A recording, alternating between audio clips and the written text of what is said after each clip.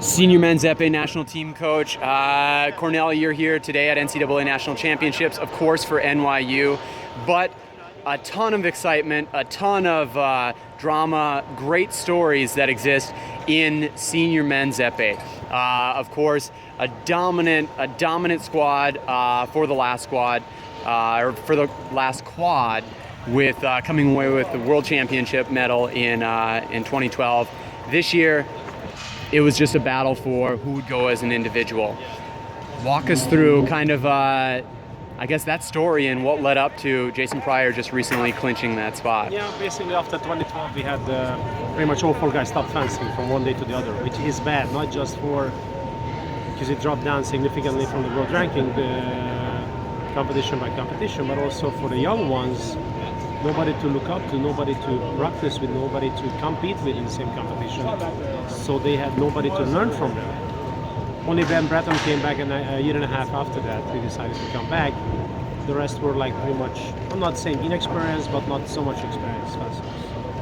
And then that's what we're trying to build on, and that's how we came, unfortunately, to this Olympic qualification procedure, that we were not in the best position to qualify, and we had kind of inexperienced fencers on the team.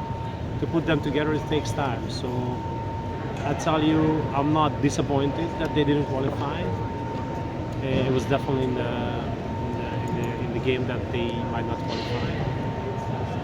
I was already, as we were working together with the four guys and five guys, or even more, I really look forward to the future for the next 4 years. Because I believe if they keep fencing, which is a different question if they will or not, hopefully they will, then we have a good chance to qualify for the next Olympics and do well. If they keep working together. Right now they work together mainly at the Fencers Club and the Athletic Club as well, on a daily basis, which never really happened before. If they keep this up, what they've been doing for, like, let's say for not even a year, then we have a good chance, because all the countries, top countries in the world, that's how they work.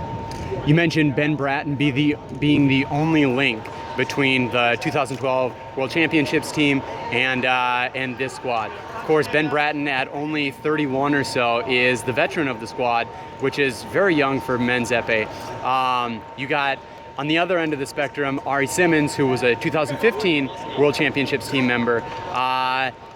A lot of moves this year on the squad. You had Jimmy Moody and Jason Pryor, both being displaced from Colorado Springs, coming to NYC, adding to that incredibly strong training group that you guys have at Fencers Club a few times a week.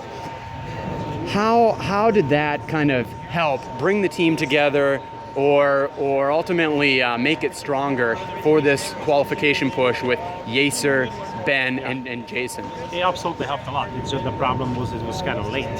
So if it happened like 2 years earlier, then probably would have a much better chance to qualify, because I could see competition by competition, the guys were more together, trusting more each other. No matter what happens on the strip, they felt like the other guy got his back.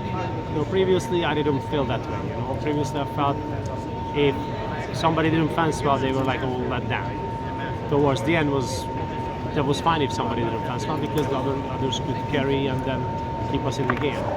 So that obviously helped a lot, but it was a little bit late. But going forward, if they do continue fencing, that's what can be our strength. We definitely see that strength and that excitement about the future with everything that's happening in men's épée. So we hope that stays true.